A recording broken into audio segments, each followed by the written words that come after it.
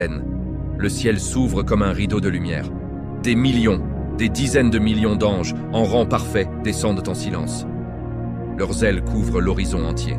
Leurs visages ne montrent aucune colère, seulement une obéissance absolue.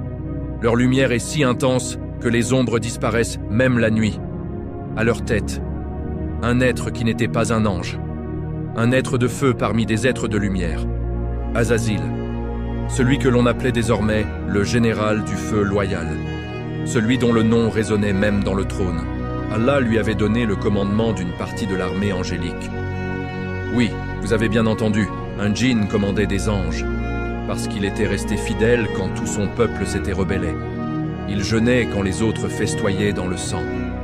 Il se prosternait quand les autres se faisaient adorer. Il pleurait la nuit en demandant pardon pour son peuple, jusqu'à ce qu'il n'y ait plus rien à pardonner.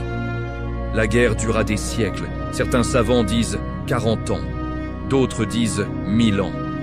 Le temps n'avait pas le même sens dans cette bataille. Les anges ne combattaient pas comme nous l'imaginons. Ils ne criaient pas, ils ne saignaient pas. Un seul geste de leur regard suffisait à réduire une cité entière en cendres blanches. Un battement d'ailes faisait s'effondrer des montagnes de feu. Là où ils passaient, les lois de la physique s'arrêtaient d'obéir aux djinns. Azazil, lui, combattait au cœur de la tempête.